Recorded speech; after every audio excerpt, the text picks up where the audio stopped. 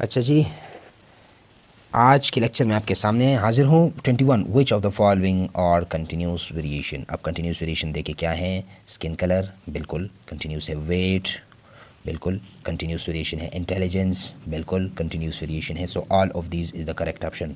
Height of the body, skin colour, weight of the body, intelligence जो काबिलियत है, तो ये भी हमारे पास क्या है, कंटिन्यूस वेरिएशन है। थोड़ा थोड़ा आप देख सकते हैं इसमें फ़र्क आप नोट करेंगे। 22 विच of the following is a discontinuous variation in humans. देखिए टंग रोलिंग, हाँ बिल्कुल ये डिसकंटिन्यूस है। बाज़ लोग टंग को रोल कर सकते हैं, बाज़ नहीं कर सकते, बिल्कुल ही नहीं कर सकते, ये तो ये हमारे पास डिसकंटिन्यूस हैं, ठीक है ना। 23 ये देखिए ये टंग रोलिंग है। बाज़ लोग ये टंग से मुख्तलिफ अंदाज में रोल कर सकते हैं और बाज़ लोग बिल्कुल कर ही नहीं सकते, तो ये डिसकंटिन्यूस है। यानी बाज़ लोग कर सकते हैं और बाज़ लोग रोलिंग टंग ये नहीं कर सकते। एडेप्टेशन, एडेप्टेशन क्या है, जानवर, पौधे, इंसान माहौल के मुताबिक ख़ुद को एडजस्ट करे, तो इस एडजस्टमेंट को हम कहते हैं एडेप्टेशन। बस यही क्लियर कंसेप्ट है। अच्छा, adaptation is of dash types. Adaptation is of two types, structural adaptation and behavioural adaptation. Very good, so two types. Structural adaptation क्या है कि अपनी जो साख्त है, बॉडी प्लांट का हो सकता है, एनिमल या इंसान का भी, स्ट्रक्चर में कोई ऐसी तब्दीली लेके आए माहौल के मुताबिक जो आप वहाँ पे, जिसकी वजह से आप वहाँ पे एडजस्ट हो सके, तो इसको हम कहते हैं स्ट्रक्चरल। अब आदात में, बिहेवियर में तब्दीली लाने को हम कहते हैं बिहेवियर एडेप्टेशन। देखते हैं ना, आपको समझ आ जाएगी। The adaptation which is related to the physical part of an organism is called structural adaptation, ठीक है ना। ये नीचे देखें, ये कुत्तों की या शेर की दाढ़ें हैं, ठीक है ना, या शेर की या मुख्तलिफ़ जानवरों की जो क्या कहते हैं, टीथ हैं, तो ये स्ट्रक्चरल एडेप्टेशन है। अब इसको शिकार करना होता है, तो शिकार के लिए ये बड़े बड़े दांत चाहिए होती हैं, ठीक है। अब ये फ्रूट्स खाते हैं, ये जानवर मिसाल के तौर पर मंकी हैं, तो इसके लिए इस तरह की दांतों की ज़रूरत नहीं, इस तरह की दांतों की ज़रूरत होती है। ये घास खा रहे, तो इनको ये इस तरह की दांतों, ये स्ट्रक्चरल एडेप्टेशन है। खुराक की बुनियाद पे इनकी बॉडी में जो चेंजेस हैं, इनको हम कहते हैं स्ट्रक्चरल एडेप्टेशन। अगर ये गोश्त खाने वाले हैं, ये लायन, लेपर्ड जितने भी हैं, और ये दांत ये इससे आप निकालें, तो आप ख़ुद सोचिए ये गोश्त किस तरह खाएंगे। हाँ, तो हालात के मुताबिक आपकी बॉडी में जो एडेप्टेशन, ये जो एडजस्टमेंट आती हैं, उनको हम कहते हैं structural. 25 An adaptation that affects the way an organism responds to its environment is called behavioral adaptation. माहौल के मुताबिक एक ऑर्गेनिज़म किस तरह रिस्पॉन्ड करता है, किस तरह वो अपनी आदत और इसमें तब्दीली लेके आता है माहौल के मुताबिक, तो उसको हम कहते हैं बिहेवियरल एडेप्टेशन। क्या है, which type of adaptation is found in cactus plant storing water in stem in desert structure is structural adaptation. ये देखिए, अगर सहराई पौधा है तो उसमें पत्ते नहीं होते, पत्तों से वो कांटे बने हुए होते हैं ताकि ज़्यादा पानी स्टोर हो सके, ज़्यादा पानी ज़ाया ना हो सके, तो ये स्ट्रक्चरल एडेप्टेशन है। 27 seasonal migration is what type of adaptation found in birds and fishes. ये बर्ड्स और फिशेस में एक बात कामन है, आपको पता है सर्दियों में ये माहौल की वजह से, ज़्यादा सर्दी की वजह से उन इलाकों में ये बर्ड्स माइग्रेट करते हैं, चले जाते हैं जहाँ पे मौसम मुतदिल होता है। पाकिस्तान में आप देखिए जून जुलाई में यहाँ पे मुख्तलिफ़ इलाकों में वो मुख्तलिफ़ जो कीमती परिंदे हैं, ईगल हैं या हाक हैं, या इसके अलावा और भी हैं, शाहीन हैं, इनका शिकार किया जाता है, इनको पकड़ते हैं लोग। वजह ये होता है कि जो सर्द इलाके होते हैं वहाँ से ये परिंदे गर्मियों में पाकिस्तान का रुख करते हैं और यहाँ पे आते हैं, और लोग फिर यहाँ पे इनको पकड़ते हैं और कीमती दामों पे फिर बेचते हैं। बहुत पैसा इसमें ये लोग कमाते हैं। तो ये माइग्रेशन है। ये बर्ड्स कहाँ से आ गए, सर्दी में क्यों यहाँ पे नहीं है, ये मौसम की वजह से माइग्रेट हुए हैं यूरोपियन कंट्रीज से। मुख्तलिफ जो एशियन कंट्रीज़ हैं जो सर्द हैं, तो वहाँ से ये बर्ड्स आते हैं, माइग्रेट होते हैं। इस तरह फ़िशेस भी हैं। अब फ़िशेस को जब पता चलता है कि यहाँ पे खुराक कम है, या माहौल की सख्ती है, या पानी जो है वो गदला है, पानी में जो है क्या कहते हैं वो पार्टिकल्स वो बहुत डिस्टर्ब हैं, गटर का पानी इसमें जा रहा है, तो फिर वो वहाँ से मुंतकिल होते हैं, माइग्रेट होते हैं। तो बर्ड्स और फिशेस में ये बात कामन है कि माहौल के मुताबिक अपनी आदत और क्या कहते हैं ख़ुद को एडजस्ट करते हैं, माइग्रेट होते हैं, तो इनको फिर हम कहते हैं बिहेवियरल एडेप्टेशन, ठीक है ना। क्या कहते हैं, बिहेवियरल एडेप्टेशन। तो ये नेक्स्ट हमारे पास। अच्छा, ये बात यहाँ पे हो भी चुकी हैं। Many birds from Siberia come to Pakistan to avoid cool condition. ये देखिए, साइबेरिया से, और ज़्यादातर बर्ड्स वो पाकिस्तान का रुख करते हैं, यहाँ पे आते हैं। और आपको पता है हमारे जो पाकिस्तानी लोग हैं, ब्रदर्स हैं, जो माने गए हैं सारी दुनिया में, वो क्या करते हैं, उनके लिए फिर जाल बिछाते हैं और उनको पकड़ते हैं, क्योंकि यहाँ का जो सिस्टम है वो इसी तरह है। बहरहाल इस पर तफसील में नहीं जाते हैं। तो कूल कंडीशन की वजह से वो बेचारे परिंदे यहाँ पे आते हैं और हम फिर उसके साथ बहुत ज़बरदस्त मेहमान नवाजी उनका करते हैं, ठीक है, उन परिंदों का। तो कूल कंडीशन की वजह से वो पाकिस्तान माइग्रेट होते हैं। अच्छा, 29, shedding of leaves by plants is an example of dash adaptation. अब शेडिंग ऑफ लीव्स ये बिहेवियरल एडेप्टेशन है। लीव्स का झाड़ना या लीव्स का पत्तों का गिरना, ये हमारे पास बिहेवियर एडेप्टेशन है, क्योंकि उस वक्त खुराक का जो प्रिपरेशन सिस्टम है वो कमज़ोर पड़ जाता है, वो लीव्स कमज़ोर पड़ जाते हैं तो वो गिर जाते हैं, क्योंकि उनको ज़रूरत नहीं होती। अब नए पत्ते आने का वक्त है तो ये लीव्स गिर जाते हैं। विच of the following adaptation found in चीता। चीता में किस तरह का एडेप्टेशन है? Sprinting muscles, heavy body, long hairs. All sprinting muscles यानी लचकदार मसल। चीता को आप देखें ना, फास्टेस्ट एनिमल है चीता, तो इसके जो मसल्स हैं वो इतने लचकदार है, स्प्रिंटिंग है, जो आसानी से वो बहुत तेज़ी से मूव कर सकते हैं। और ये हमारे पास एडेप्टेशन इस वजह से है ताकि आसानी से शिकार कर सके। नेक्स्ट, ये क्रोमोसोम्स और डीएनए है। ये देखिए, ये क्रोमोसोम है। क्रोमोसोम को जब आप माइक्रोस्कोपिकली देखें तो ये इस तरह एक लेडर से ये माइक्रोस्कोप बना हुआ है, और इस लेडर में हमारे पास क्या है? नाइट्रोजनस बेस है, राइबोस शुगर है, और प्यूरिन और पायरिमिडीन्स है, जो नाइट्रोजन बेस इसको कहते हैं, ठीक है। तो इन चीज़ों से हमारे पास ये क्रोमोसोम बनता है, और डीएनए, ये हमारे पास डीएनए है। डीएनए मिल के यहाँ पे से क्रोमोसोम का ढांचा बनता है, और इसी में सारे कैरेक्टर्स होते हैं। इसी की वजह से जो वेरिएशंस है, हेरिडिटी है, तो ये सारे जीन्स और जेनेटिक्स क्या है? डीएनए और माइक्रोस्कोप के अंदर ही है। चलो देखते हैं क्वेश्चन की तरफ। Life depends on the ability of cell to store and transfer dash to their next generation. Life depends, ज़िंदगी इन्हिसार करती है, on the ability of cell, cell की एबिलिटी के ऊपर, टू स्टोर, ताकि स्टोर करे, एंड ट्रांसफ़र, और ट्रांसफ़र करे, dash to their next generation, genetic information.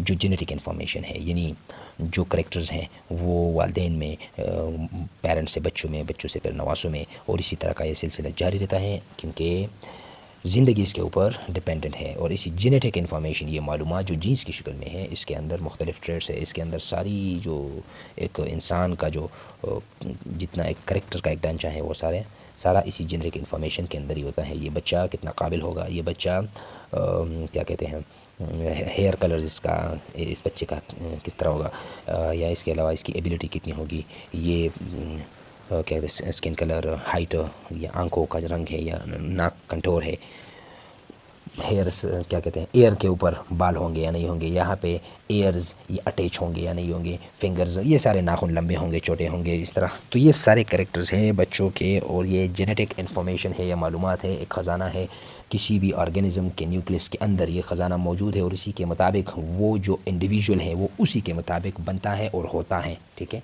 Next, 32 chromosomes carry genetic information in the form of dash which are transmitted from one generation to another in the form of genes। chromosomes के अंदर genes मौजूद हैं, और उस genes में सारे characters मौजूद हैं जो बच्चों में ट्रांसफ़र होते हैं। जो बातें बार बार आएंगी उस पर डिटेल में नहीं जाएंगे। 33 where the ability of the cell to transfer genetic information to the next generation resides। ये एबिलिटी कहाँ पे मौजूद होती है सेल के अंदर, जिसकी वजह से ये इन्फॉर्मेशन ये नेक्स्ट जनरेशन में जाती हैं। तो ये एबिलिटी हमारे पास न्यूक्लियस में मौजूद है, और न्यूक्लियस के अंदर क्रोमोसोम है, क्रोमोसोम्स में डीएनए है, और डीएनए के ऊपर जीन्स हैं। तो ये सारा एक सिस्टम है, ठीक है। 34 why nucleus has the ability to transfer genetic information to the next generation because it has chromosomes. क्योंकि न्यूक्लियस में क्यों ये खासियत मौजूद है कि जो पेरेंट से ऑफस्प्रिंग में करेक्टर ट्रांसफ़र करता है, न्यूक्लियस में इस वजह से ये करेक्टर खासियत मौजूद है क्योंकि न्यूक्लियस के अंदर क्रोमोसोम्स मौजूद है, और क्रोमोसोम्स के अंदर क्रोमोसोम्स के ऊपर डीएनए है, और डीएनए के ऊपर जीन्स हैं। तो ये इस वजह से है। 35 dash are thread like structures present in the nucleus of the cell. Cell के मरकज़ में, न्यूक्लियस में थ्रेड लाइक स्ट्रक्चर्स क्या हैं? ज़ाहिर बात है क्रोमोसोम ही है ना। Chromosome is thread like, chromosome is ladder like, thread like, एक धागा नुमा शक्ल है, और उस धागे नुमा शक्ल को अगर आप इलेक्ट्रॉन माइक्रोस्कोप के ज़रिए एक्सपेंड करें तो ये लेडर लाइक आपको नज़र आएगा। नेक्स्ट, अच्छा 36 each kind of organism has dash number of chromosome, has specific number, एक मखसूस नंबर ऑफ क्रोमोसोम मौजूद होता है हर स्पीशी के अंदर। यानी दो स्पीशीज़ जो मुख्तलिफ हो, यानी गाय और क्या कहते हैं, गाय और गद्दा, डंकी एंड काव, तो ये दोनों डिफरेंट स्पीशीज़ हैं। अब इन दोनों के अंदर क्रोमोसोम्स की तादाद भी डिफरेंट ही होगा, ठीक है ना। ये नीचे एक टेबल दिया गया है, इसको आप ज़रूर याद कर लें, इससे क्वेश्चंस आते हैं, आ भी सकते हैं, इंपॉर्टेंट हैं। देखें ना, मैन इंसान के अंदर 23 पेयर ऑफ क्रोमोसोम है, तो ये हमारे पास 46 क्रोमोसोम बन गए। कैटल इसके अंदर 30 है, तो ये हमारे पास 60 क्रोमोसोम। ये पेयर्स है ना, नंबर ऑफ क्रोमोसोम पेयर, जोड़े जोड़े बता रहे हैं। अब ये 30 है तो ये 60 बनते हैं, क्योंकि ये जोड़े हैं। 30 पेयर्स कितने बनते हैं? 30। हॉर्स इसके अंदर 32 हैं, तो 64। पिग जो क्या है, पिग है 19, तो 19 टू ज़ार 38 क्रोमोसोम इसके अंदर मौजूद हैं। तो ये पिग हमारे पास एक क्या है, वो एक मैमल है, जिसको हम खिंजीर नॉर्मल कहते हैं, पश्तो में खिंजीर कहते हैं ना, वो जो सूअर कहते हैं, क्या कहते हैं वो, सूअर का गोश्त, और ये वो का ना। Sheep 27 pair of chromosome, goat 30 chromosome pair of, rabbit 22 pair of, chicken 39 pair of chromosome and duck 40 pair of chromosome.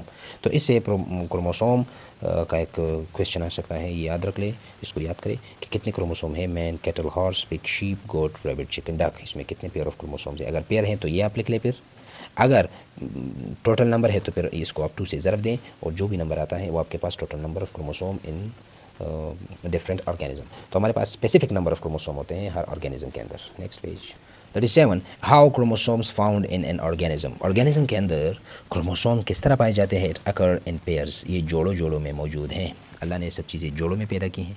इंसानों को आप देखें, पौधों को आप देखें, जानवरों को देखें, इंसेक्ट्स हशरात को देखें, तो सारे जो है वो पेयर्स में हैं, नर और मादा। तो क्रोमोसोम में इसी तरह नर और मादा नहीं है, लेकिन पेयर्स ज़रूर हैं, जोड़े जोड़े ज़रूर है, यानी जोड़ों के बगैर काम नहीं चलता। So organisms it occur in pairs. 38, how many chromosomes are present in human body cells. ये तो बिल्कुल कंफर्म बात है, 46। इंसान के अंदर 46 क्रोमोसोम है, हर खुलिये के अंदर। इस तरह नहीं है कि जैसे में ट्रिलियंस ऑफ सेल है और उसमें सिर्फ 46 क्रोमोसोम है, ये किस तरह पॉसिबल है? हर खुलिये के अंदर 46 क्रोमोसोम है, या 32 पेयर ऑफ क्रोमोसोम है। How many pairs of chromosome are present in human body cell. अब देखिए पेयर ऑफ क्रोमोसोम, तो ये हमारे पास 23 पेयर ऑफ क्रोमोसोम है। दोनों की बात एक ही बात है, ठीक है, कोई भी क्वेश्चन आ सकता है। और जो प्रीवियस जो पेज पे जो टेबल था, वहाँ पे भी डिफरेंट एनिमल्स की हमने बात की, वहाँ से भी क्वेश्चन उठा सकते हैं। 40, chromosomes are made up of DNA and protein. ये इंपॉर्टेंट क्वेश्चन है, आया हुआ भी है, ठीक है, एनटीएसपीएसटी में, कि chromosomes are made up of dash. Chromosome हमारे पास किस चीज़ का मजमुआ है? एक है डीएनए और दूसरा हमारे पास प्रोटीन्स हैं, ठीक है। Next 41, what is the function of protein in chromosome. Chromosome में प्रोटीन का फंक्शन क्या है? It store genetic information. नहीं, ये तो डीएनए का काम है। It folds DNA. अच्छा, बिल्कुल, ये जो डीएनए की फोल्डिंग है, किस अंदाज से ये फोल्ड हुआ है? ये प्रोटीन्स की वजह से। हिस्टोन प्रोटीन्स है उसके अंदर, ये डीएनए इस तरह कॉइलिंग की शक्ल में, ये डीएनए की जो कॉइलिंग है ये किस वजह से है? ये प्रोटीन्स की वजह से है, ठीक है ना। तो ये प्रोटीन्स की वजह से ये डीएनए कॉइलिंग है। ये जो बनावट है क्रोमोसोम का, ये हमारे पास प्रोटीन्स की वजह से डीएनए एम्बेड हो चुका है, बिल्कुल इसमें अंदर की तरफ से इस तरह कॉइलिंग हो चुकी है, तो ये प्रोटीन्स की वजह से है। तो इट फोल्ड्स डीएनए, डीएनए को जो फोल्ड किया गया है, समेटा हुआ है, किस वजह से? प्रोटीन्स की वजह से। What are the function of DNA in chromosome. अब डीएनए का काम क्या है? It stores genetic information, it helps chromosome folding. It stores genetic information. अब जो जेनेटिक जो मालूमात है सारी, वो हमारे पास डीएनए के अंदर मौजूद है। आपने सुना भी है कि डीएनए फिंगरप्रिंटिंग, भाई कहीं पे वारदात हो चुकी है तो क्या करना है? डीएनए फिंगरप्रिंटिंग करेंगे, डीएनए से मालूमात हासिल करेंगे उस जगह से। ये किस तरह होता है? एक लेंथी प्रोसेस है, कहीं पे मर्डर हो चुका है तो वहाँ से फिर वो ये जो लोग होते हैं वो जाते हैं, फॉरेंसिक साइंसेस को हम कहते हैं, ये तशवीश वाले लोग जाते हैं, वहाँ से ब्लड उठाता है, कहीं पे बाल गिरे हुए होते हैं वो उठाते हैं, या इसके अलावा और भी माइक्रोस्कोपिक स्ट्रक्चर उठा सकते हैं, और वहाँ से फिर डीएनए की कंपैरिजन करते हैं कि भाई ये डीएनए किसके साथ मिलता है, तो फिर उसकी शनाख्त होती है। अगर चाहे कोई बंदा, हुकूमत कोई चाहे तो फिर हो सकता है, अगर ना चाहे तो आप बेफिक्र रहेगा, आप बिल्कुल कुछ नहीं कर पाएंगे। डीएनए क्रोमोसोम, यानी डीएनए इसका काम क्या है क्रोमोसोम के अंदर? It stores the genetic information. इसके अंदर एक ऑर्गेनिज्म का सारा डेटा मौजूद होता है, ठीक है। 43, which type of proteins are present in chromosome. तो इसको हम कहते हैं हिस्टोन प्रोटीन्स। इंपॉर्टेंट है ये क्वेश्चन। डीएनए और प्रोटीन्स तो मौजूद है क्रोमोसोम के अंदर। डीएनए का आपको पता है, डीएनए का काम क्या है? जेनेटिक इन्फॉर्मेशन इसके अंदर मौजूद है। और प्रोटीन का काम क्या है? ये डीएनए को फोल्ड रखता है। अब वो किस तरह के प्रोटीन्स है, तो हमारे पास हिस्टोन प्रोटीन्स मौजूद हैं। इसका नाम क्या है, histone proteins. 44 the chromosomes are made up of deoxy ribonucleic acid, DNA। D का मतलब है डीऑक्सी, राइबो, डीऑक्सी राइबो, ठीक है। एन का मतलब है न्यूक्लिक और ए का मतलब है acid. And protein card, chromosome के अंदर जो DNA है और प्रोटीन है, इनको हम कहते हैं क्या, इनको हम कहते हैं the chromosomes are made up of DNA and a protein. अच्छा, क्रोमोसोम में DNA मौजूद है और एक किस्म के प्रोटीन्स हैं। अब इन प्रोटीन्स को हम कहते हैं हिस्टोन, जो ऊपर भी ये क्वेश्चन है। DNA तो आपको पता है डीऑक्सीराइबोन्यूक्लिक एसिड है।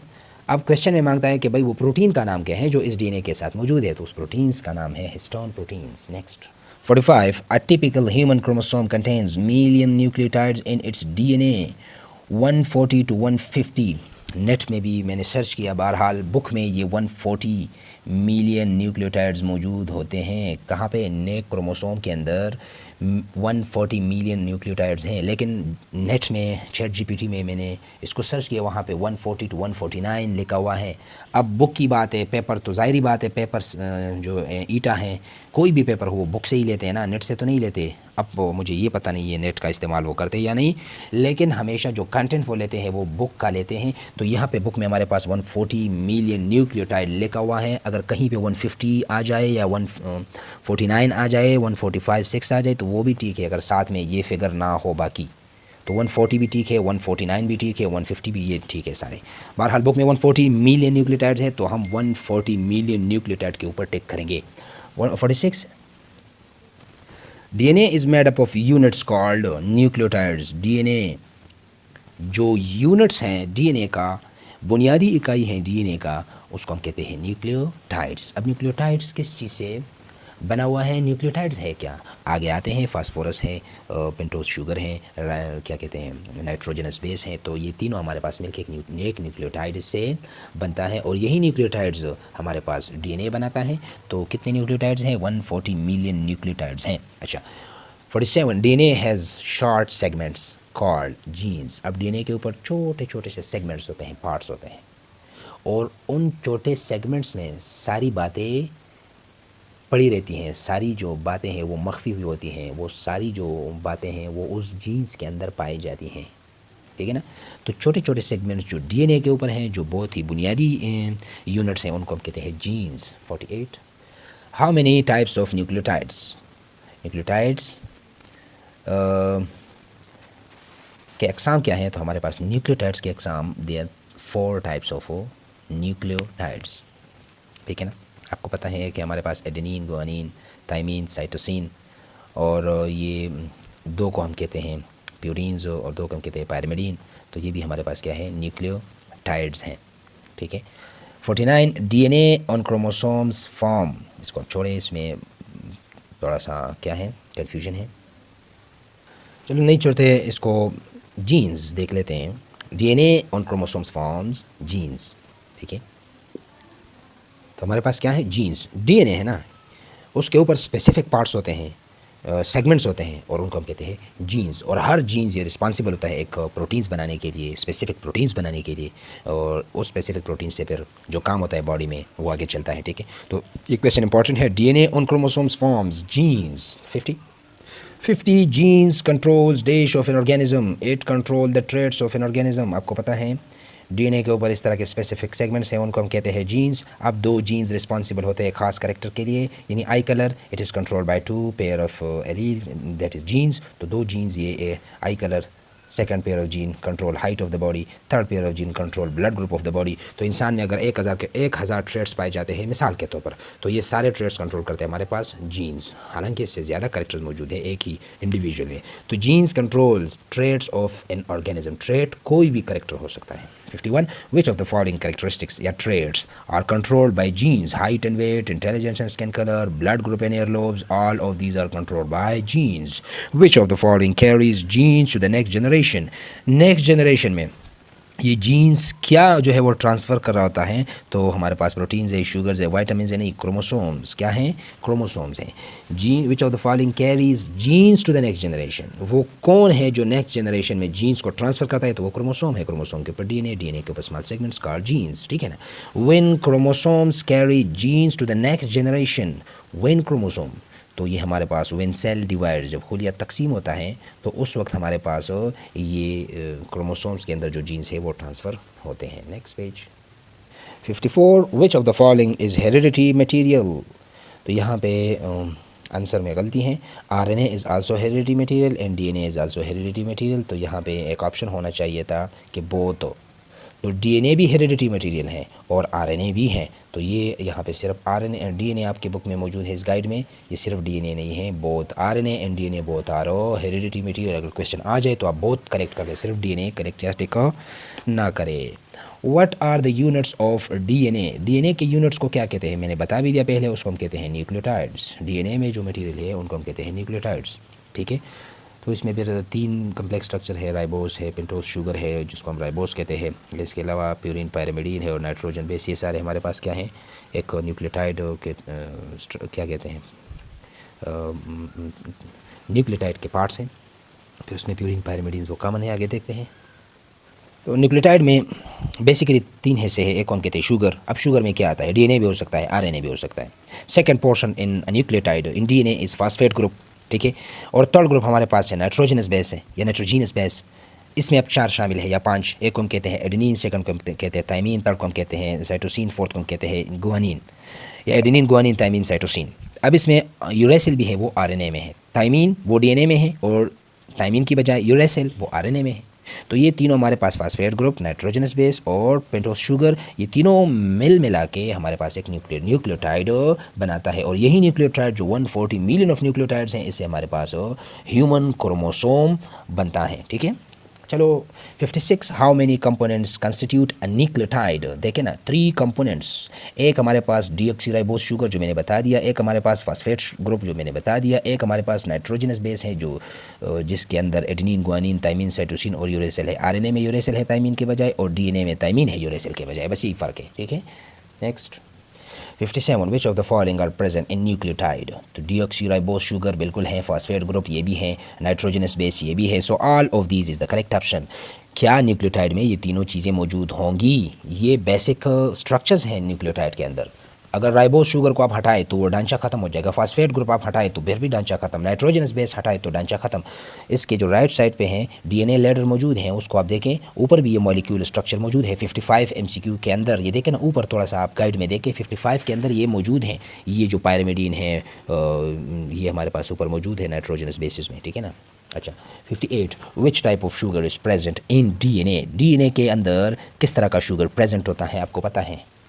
ये देखिए ना 5 carbon deoxyribose is present in DNA, और आरएनए के अंदर डीऑक्सीराइबोस नहीं है, वहाँ पे राइबोस है। ये देखिए ये आरएनए के अंदर है, ये राइबोस, इसमें ऑक्सीजन वो इससे एक ज़्यादा होता है, और यहाँ पे डीऑक्सी, डी का मतलब है कम, ऑक्सी का मतलब है ऑक्सीजन, तो डीएनए में एक ऑक्सीजन कम होता है राइबोस की निस्बत से, राइबोस में एक ऑक्सीजन ज़्यादा होता है, डीऑक्सीराइबोस में एक ऑक्सीजन कम होता है, तो इसलिए हम डीएनए में हम कहते हैं डीऑक्सीराइबोस। और 5 कार्बन है, ये देखिए 1 2 3 4 और 5 कार्बन, तो 5 कार्बन के साथ एक ऑक्सीजन कम है राइबोस की निस्बत, तो यहाँ पे देखिए यहाँ पे ऑक्सीजन एक मौजूद है, यहाँ पे ऑक्सीजन नहीं है, तो इस वजह से हम कहते हैं कि ये डीऑक्सीराइबोस है और ये राइबोस शुगर है। तो याद रख ले डीएनए में 5 कार्बन और डीऑक्सीराइबोस मौजूद होता है। 59, अच्छा how many types of nitrogenous bases are present in the nucleotides of DNA, कितने नाइट्रोजनस बेसिस मौजूद होते हैं डीएनए के न्यूक्लियोटाइड में, तो हमारे पास 4 नाइट्रोजनस बेसिस, जो मैं बार बार बता रहा हूँ, एडेनिन, गुआनिन, साइटोसिन, थाइमिन, याद रख ले, adenine, guanine, cytosine, thymine, adenine, guanine, cytosine, thymine, ये बिल्कुल याद रख ले, ये डीएनए में 4 किस्म के नाइट्रोजनस बेस मौजूद हैं, ठीक है ना। तो ये आपको याद करना होगा, ये सारे 4 नाइट्रोजनस बेसिस जो एक ही न्यूक्लियोटाइड में मौजूद होता है। 60, a nucleotide of DNA depends on depend on base यानी नाइट्रोजनस बेस। अब डीएनए में नाइट्रोजनस बेस किस तरह का मौजूद है, एडेनिन गुआनिन है या एडेनिन थाइमिन है या गुआनिन और साइटोसिन है। तो इसकी बुनियाद पे न्यूक्लियोटाइड में फिर फ़र्क आता है। इसको डिटेल में नेक्स्ट लेक्चर में देखेंगे। इतना काफ़ी है। 61 के बाद आपके सामने हाजिर होंगे। अल्लाह हाफ़िज़। Thank you.